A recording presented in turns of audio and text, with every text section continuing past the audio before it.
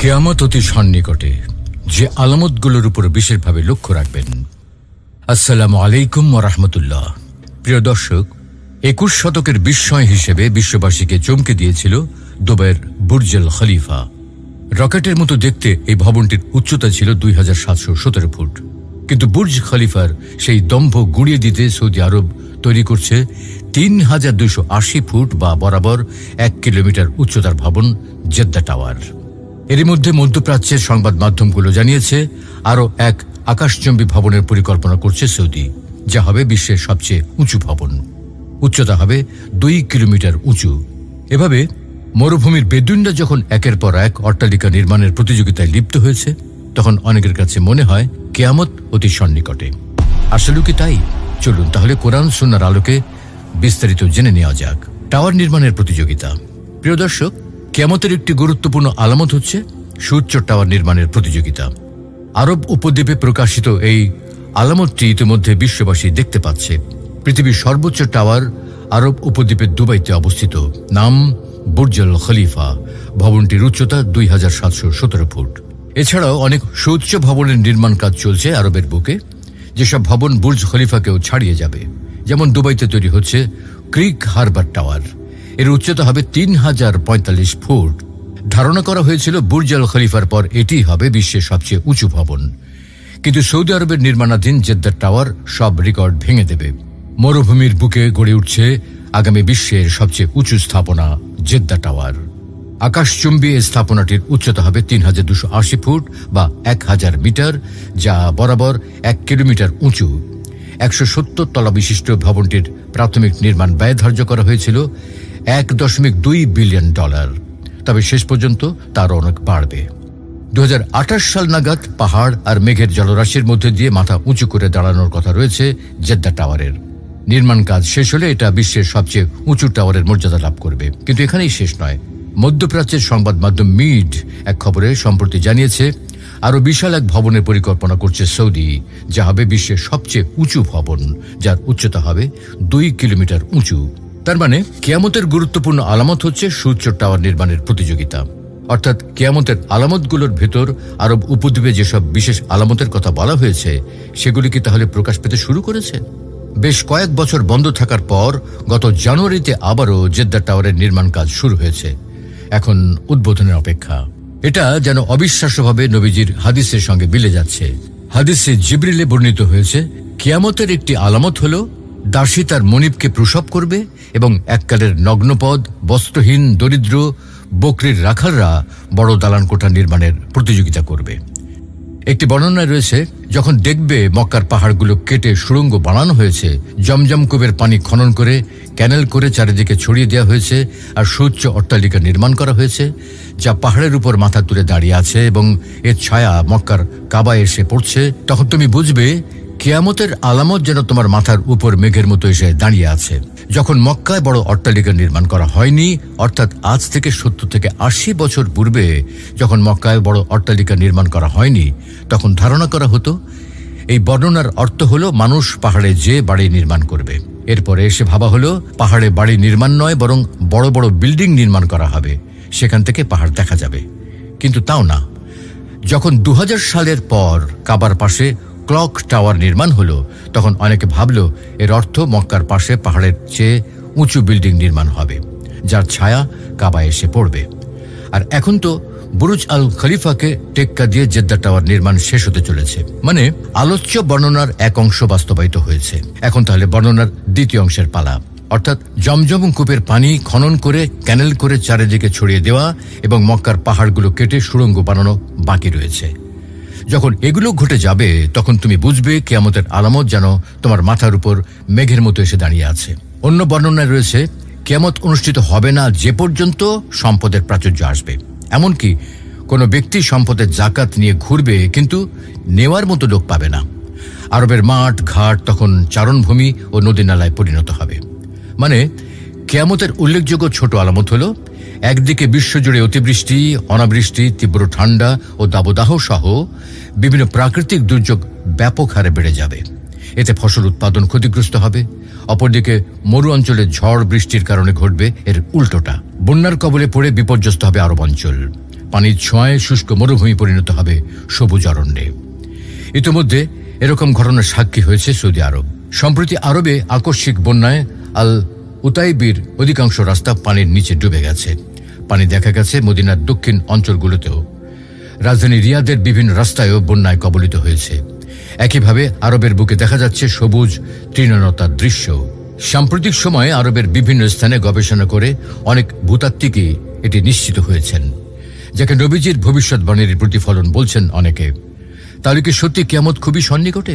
কিয়ামতের বিশেষ আলামত। সুপ্রিয় দর্শক, মহাবিশ্বের আয়ু একদিন ফুরিয়ে যাবে।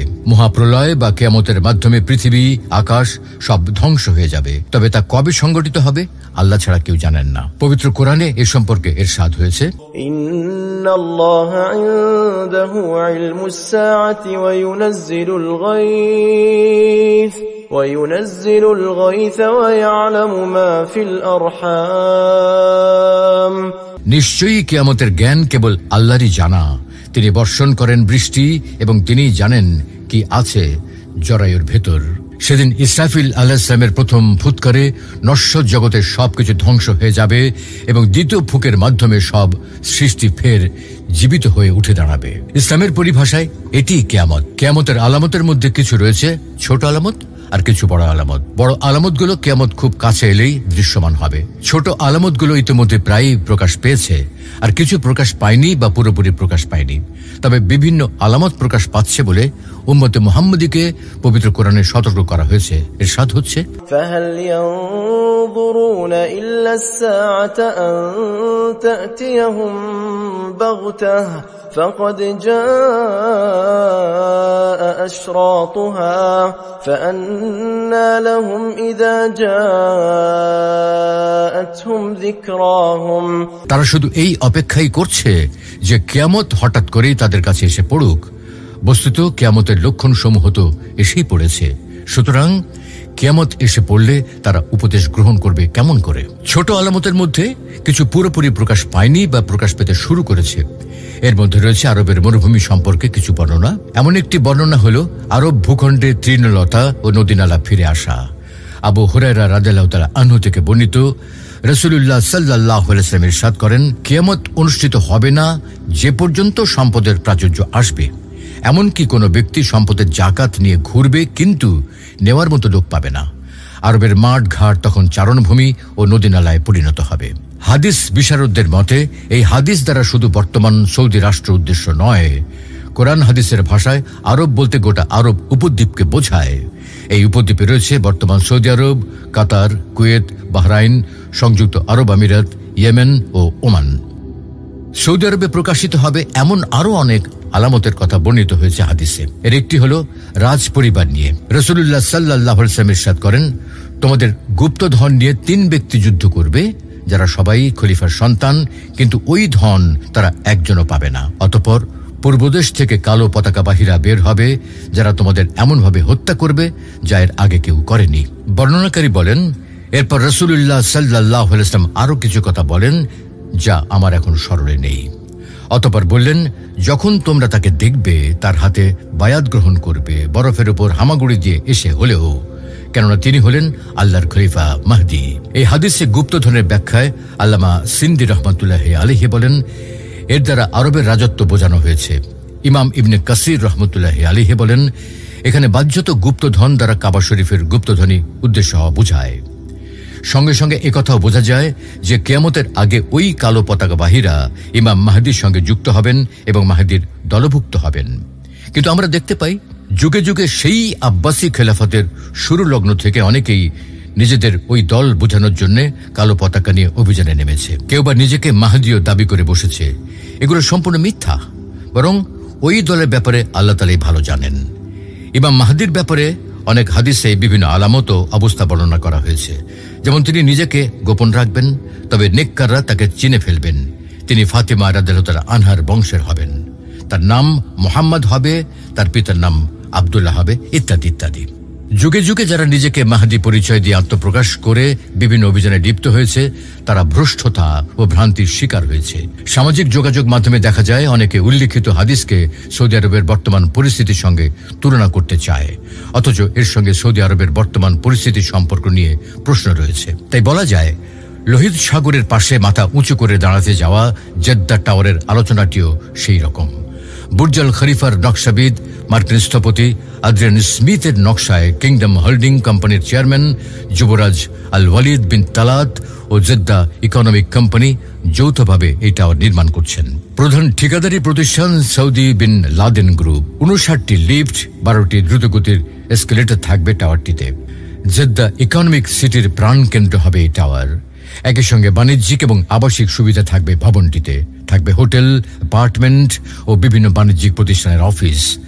পর্যটন আকর্ষণ করতেও জেদ্দা টাওয়ার গুরুত্বপূর্ণ ভূমিকা রাখবে। অর্থাৎ জেদ্দা টাওয়ার কিয়ামতের কোনো আলামত নয়, এটি শুধুমাত্র সৌদি আরবে নির্মাণাধীন একটি অত্যন্ত উঁচু ভবন, যা বিশ্বের সবচেয়ে উঁচু কাঠামো হওয়ার পরিকল্পনা করা হয়েছে। কিছু উৎসের বর্ণনার ভিত্তিতে একে কিয়ামতের আলামত হিসেবে উল্লেখ করা কোনো ধর্মীয় বা ইসলামিক বিশ্বাস নয়, বরং একটি ভুল ধারণা।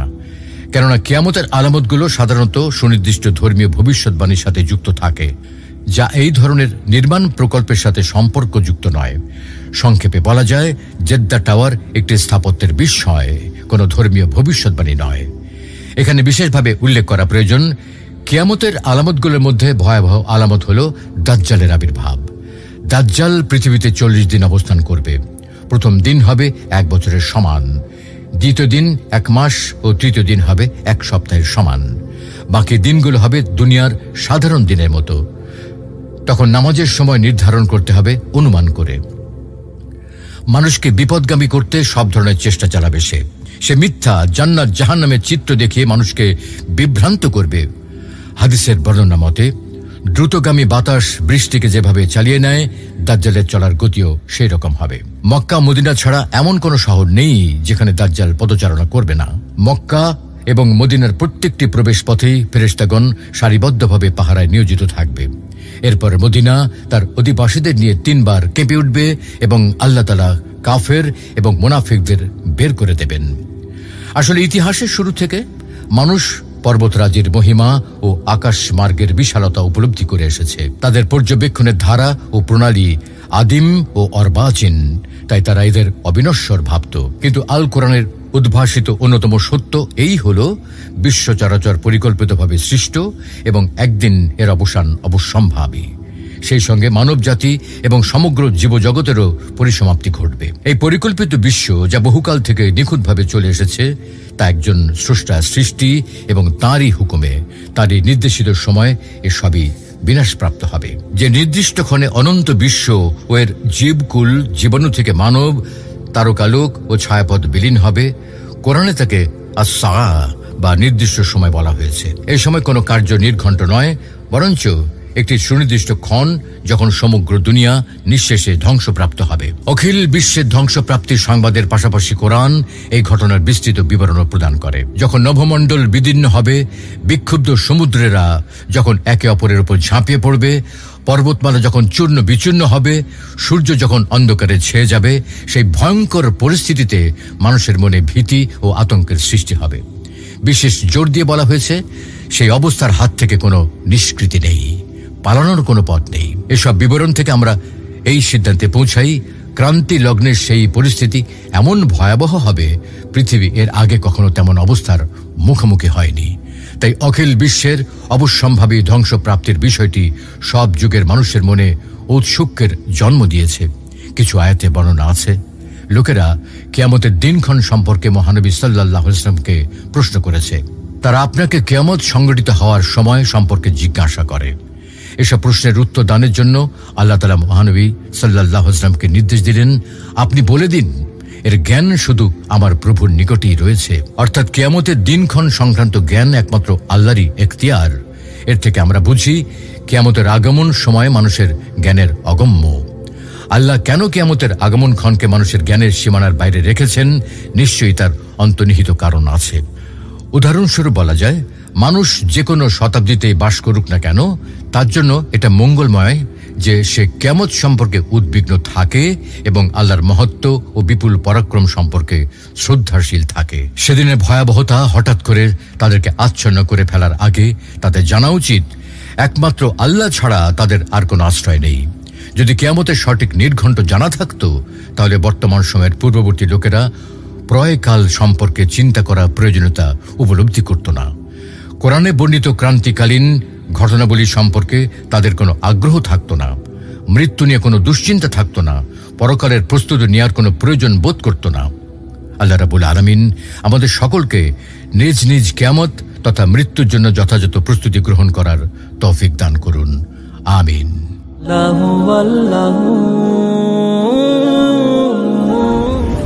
মহাবিশ্ব সৃষ্টির পূর্বে আল্লাহ কি করতেন? কবরের আযাব কি শুধু আত্মার উপরে হবে? ওগো কমলে ওয়ালা নবী সাল্লাল্লাহু আলাইহি। দোয়া কি মানুষের ভাগ্য পরিবর্তন করতে পারে? লা ইলাহা ইল্লাল্লাহ। কোরআন ও হাদিসের আলোকে জীবন গড়ুন। ইসলাম এন্ড লাইফের সাথেই থাকুন।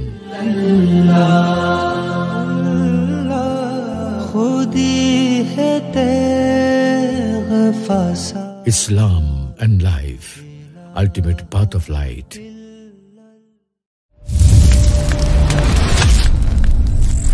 কিয়ামত অতি সন্নিকটে, যে আলামতগুলোর উপর বিশেষভাবে লক্ষ্য রাখবেন। আসসালামু আলাইকুম ওয়া রাহমাতুল্লাহ। প্রিয় দর্শক, 21 শতকের বিস্ময় হিসেবে বিশ্ববাসীকে চমকে দিয়েছিল দুবাইয়ের বুর্জ আল খলিফা। রকেটের মতো দেখতে এই ভবনটির উচ্চতা ছিল 2717 ফুট।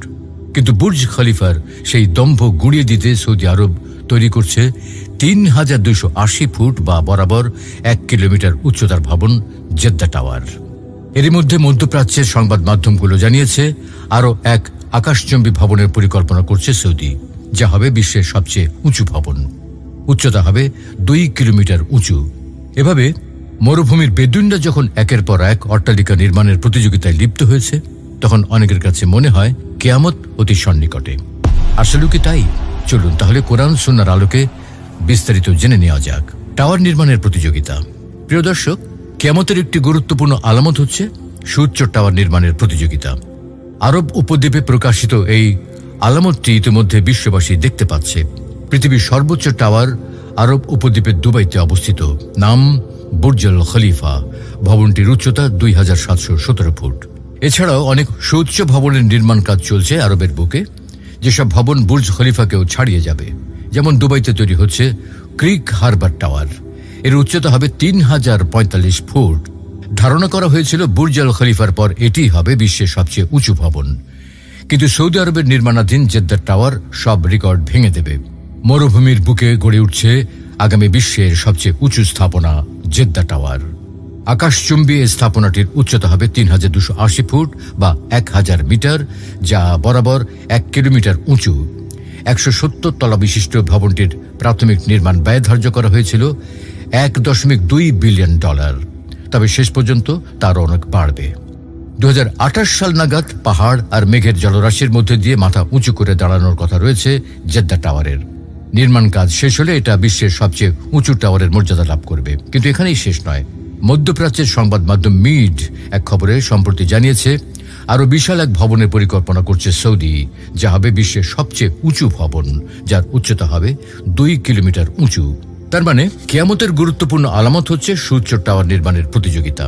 অর্থাৎ কিয়ামতের আলামতগুলোর ভেতর আরব উপদ্বীপে যেসব বিশেষ আলামতের কথা বলা হয়েছে, সেগুলি কি তাহলে প্রকাশ পেতে শুরু করেছে? বেশ কয়েক বছর বন্ধ থাকার পর গত জানুয়ারিতে আবারও জেদ্দা টাওয়ারের নির্মাণ কাজ শুরু হয়েছে। এখন উদ্বোধনের অপেক্ষা। এটা যেন অবিশ্বাস্যভাবে নবীজির হাদিসের সঙ্গে মিলে যাচ্ছে। হাদিসে জিবরিলে বর্ণিত হয়েছে, কিয়ামতের একটি আলামত হল দাসী তার মনিবকে প্রসব করবে এবং এককালের নগ্নপদ, বস্ত্রহীন, দরিদ্র, বকরির রাখালরা বড় দালান কোঠা নির্মাণের প্রতিযোগিতা করবে। একটি বর্ণনায় রয়েছে, যখন দেখবে মক্কার পাহাড়গুলো কেটে সুড়ঙ্গ বানানো হয়েছে, জমজম কূপের পানি খনন করে ক্যানেল করে চারিদিকে ছড়িয়ে দেওয়া হয়েছে, আর সুউচ্চ অট্টালিকা নির্মাণ করা হয়েছে যা পাহাড়ের উপর মাথা তুলে দাঁড়িয়ে আছে এবং এর ছায়া মক্কার কাবায় এসে পড়ছে, তখন তুমি বুঝবে কিয়ামতের আলামত যেন তোমার মাথার উপর মেঘের মতো এসে দাঁড়িয়ে আছে। যখন মক্কায় বড় অট্টালিকা নির্মাণ করা হয়নি, অর্থাৎ আজ থেকে 70 থেকে 80 বছর পূর্বে যখন মক্কায় বড় অট্টালিকা নির্মাণ করা হয়নি, তখন ধারণা করা হতো এই বর্ণনার অর্থ হলো মানুষ পাহাড়ে যে বাড়ি নির্মাণ করবে। এরপরে এসে ভাবা হলো পাহাড়ে বাড়ি নির্মাণ নয়, বরং বড় বড় বিল্ডিং নির্মাণ করা হবে, সেখান থেকে পাহাড় দেখা যাবে। কিন্তু তাও না। যখন 2000 সালের পর কাবার পাশে ক্লক টাওয়ার নির্মাণ হলো, তখন অনেকে ভাবল এর অর্থ মক্কার পাশে পাহাড়ের চেয়ে উঁচু বিল্ডিং নির্মাণ হবে, যার ছায়া কাবায় এসে পড়বে।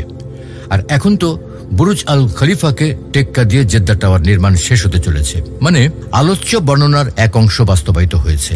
এখন তাহলে বর্ণনার দ্বিতীয় অংশের পালা, অর্থাৎ জমজম কূপের পানি খনন করে ক্যানেল করে চারিদিকে ছড়িয়ে দেওয়া এবং মক্কার পাহাড়গুলো কেটে সুড়ঙ্গ বানানো বাকি রয়েছে।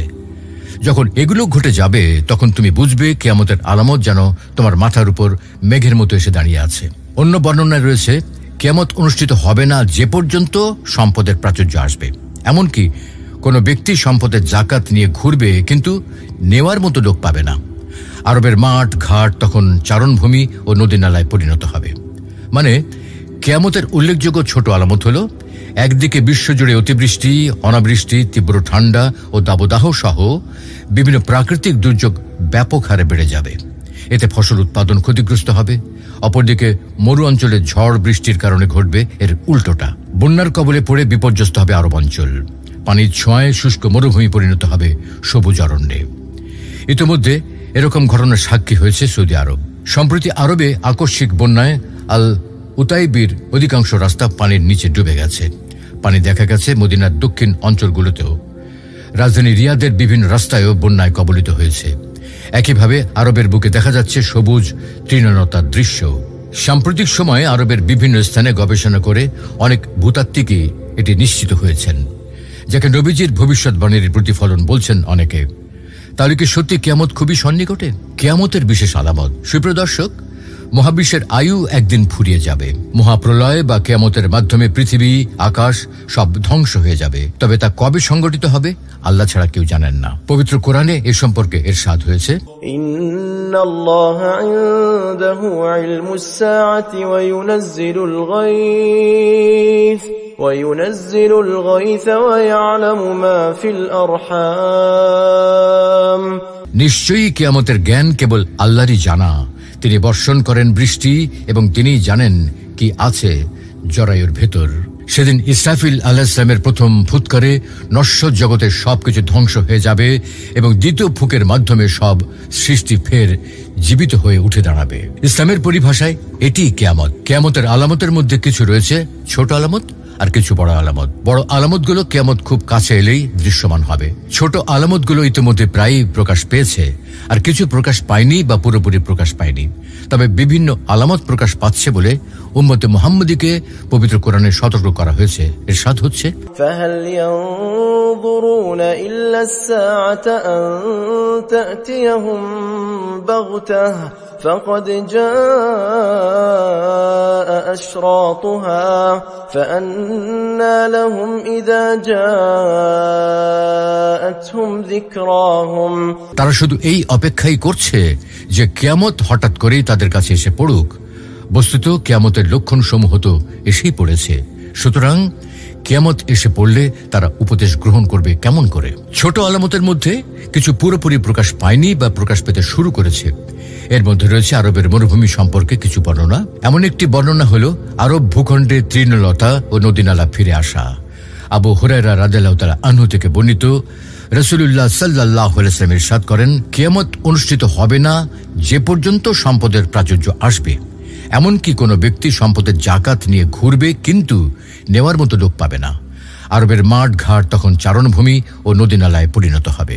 হাদিস বিশারদদের মতে এই হাদিস দ্বারা শুধু বর্তমান সৌদি রাষ্ট্র উদ্দেশ্য নয়, কোরআন হাদিসের ভাষায় আরব বলতে গোটা আরব উপদ্বীপকে বোঝায়। এই উপদ্বীপে রয়েছে বর্তমান সৌদি আরব, কাতার, কুয়েত, বাহরাইন, সংযুক্ত আরব আমিরাত, ইয়েমেন ও ওমান।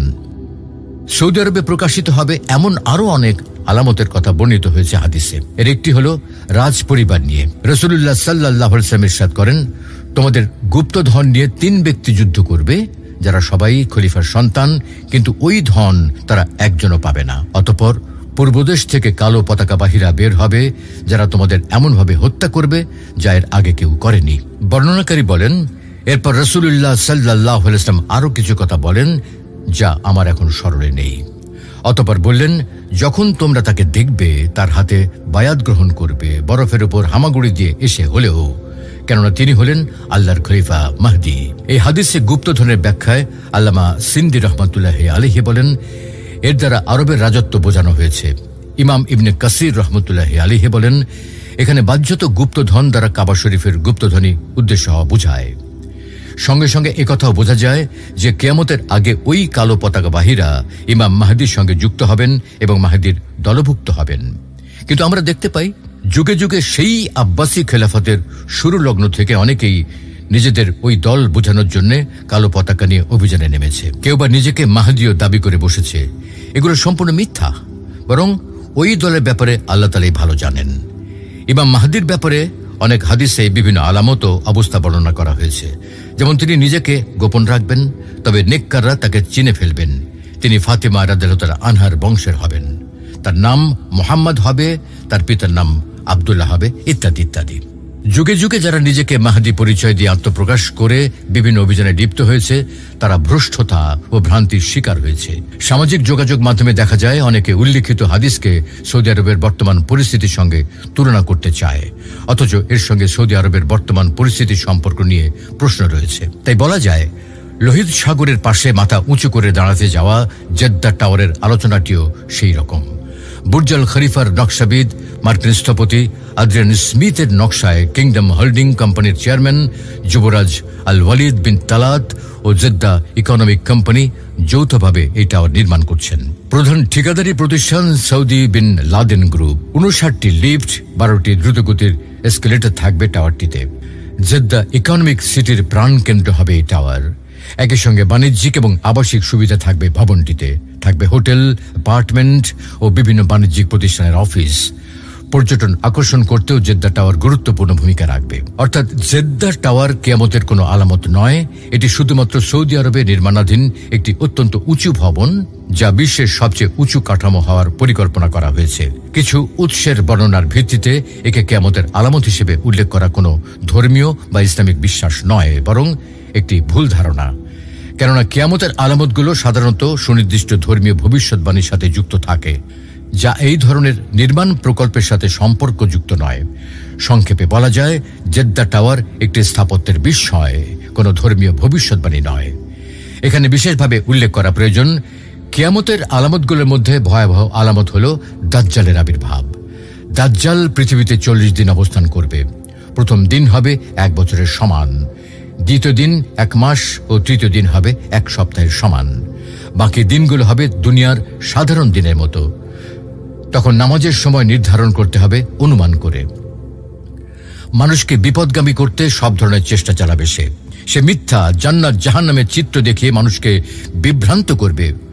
হাদিসের বর্ণনা মতে দ্রুতগামী বাতাস বৃষ্টিকে যেভাবে চালিয়ে নেয়, দাজ্জালের চলার গতিও সেই রকম হবে। মক্কা মদিনা ছাড়া এমন কোনো শহর নেই যেখানে দাজ্জাল পদচারণা করবে না। মক্কা এবং মদিনার প্রত্যেকটি প্রবেশ পথেই ফেরেশতাগণ সারিবদ্ধভাবে পাহারায় নিয়োজিত থাকবে। এরপর মদিনা তার অধিবাসীদের নিয়ে 3 বার কেঁপে উঠবে এবং আল্লাহ তাআলা কাফের এবং মুনাফিকদের বের করে দেবেন। আসলে ইতিহাসের শুরু থেকে মানুষ পর্বতরাজির মহিমা ও আকাশ মার্গের বিশালতা উপলব্ধি করে এসেছে। তাদের পর্যবেক্ষণের ধারা ও প্রণালী আদিম ও অর্বাচীন, তাই তারা এদের অবিনশ্বর ভাবত। কিন্তু আল কোরআনের উদ্ভাসিত অন্যতম সত্য এই হল, বিশ্ব চরাচর পরিকল্পিতভাবে সৃষ্ট এবং একদিন এর অবসান অবশ্যম্ভাবী। সেই সঙ্গে মানব জাতি এবং সমগ্র জীবজগতেরও পরিসমাপ্তি ঘটবে। এই পরিকল্পিত বিশ্ব, যা বহুকাল থেকে নিখুঁতভাবে চলে এসেছে, তা একজন স্রষ্টার সৃষ্টি এবং তাঁরই হুকুমে, তাঁরই নির্দেশিত সময় এসবই বিনাশপ্রাপ্ত হবে। যে নির্দিষ্ট ক্ষণে অনন্ত বিশ্ব ও এর জীবকুল, জীবাণু থেকে মানব, তারকালোক ও ছায়াপথ বিলীন হবে, কোরআনে তাকে আস-সাআ বা নির্দিষ্ট সময় বলা হয়েছে। এই সময় কোনো কার্য নির্ঘণ্ট নয়, বরঞ্চ একটি সুনির্দিষ্ট ক্ষণ যখন সমগ্র দুনিয়া নিঃশেষে ধ্বংসপ্রাপ্ত হবে। অখিল বিশ্বের ধ্বংসপ্রাপ্তির সংবাদের পাশাপাশি কোরআন এই ঘটনার বিস্তৃত বিবরণও প্রদান করে। যখন নভমণ্ডল বিদীর্ণ হবে, বিক্ষুব্ধ সমুদ্রেরা যখন একে অপরের উপর ঝাঁপিয়ে পড়বে, পর্বতমালা যখন চূর্ণ বিচূর্ণ হবে, সূর্য যখন অন্ধকারে ছেয়ে যাবে, সেই ভয়ঙ্কর পরিস্থিতিতে মানুষের মনে ভীতি ও আতঙ্কের সৃষ্টি হবে। বিশেষ জোর দিয়ে বলা হয়েছে, সেই অবস্থার হাত থেকে কোনো নিষ্কৃতি নেই, পালানোর কোনো পথ নেই। এসব বিবরণ থেকে আমরা এই সিদ্ধান্তে পৌঁছাই, ক্রান্তি লগ্নের সেই পরিস্থিতি এমন ভয়াবহ হবে, পৃথিবী এর আগে কখনো তেমন অবস্থার মুখোমুখি হয়নি। তাই অখিল বিশ্বের অবশ্যম্ভাবী ধ্বংসপ্রাপ্তির বিষয়টি সব যুগের মানুষের মনে ঔৎসুক্যের জন্ম দিয়েছে। কিছু আয়াতে বর্ণনা আছে, লোকেরা কিয়ামতের দিনক্ষণ সম্পর্কে মহানবী সাল্লাল্লাহু আলাইহি ওয়াসাল্লামকে প্রশ্ন করেছে। তারা আপনাকে কিয়ামত সংঘটিত হওয়ার সময় সম্পর্কে জিজ্ঞাসা করে।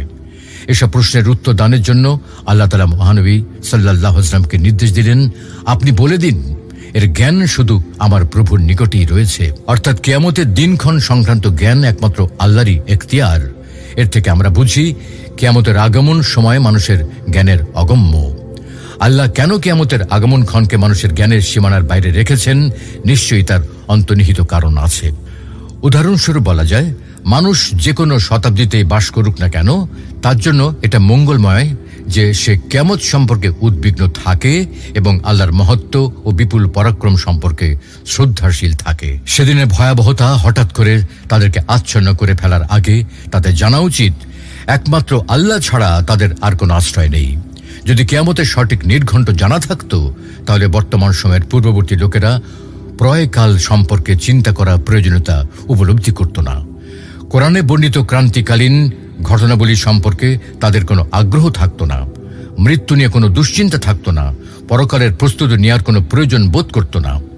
আল্লাহ রাব্বুল আলামিন আমাদের সকলকে নিজ নিজ কিয়ামত তথা মৃত্যুর জন্য যথাযথ প্রস্তুতি গ্রহণ করার তৌফিক দান করুন। আমিন।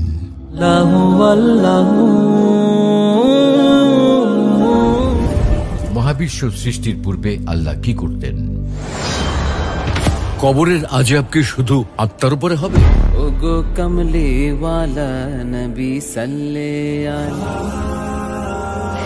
দোয়া কি মানুষের ভাগ্য পরিবর্তন করতে পারে? লা ইলাহা ইল্লাল্লাহ। কোরআন ও হাদিসের আলোকে জীবন গড়ুন, ইসলাম এন্ড লাইফের সাথেই থাকুন।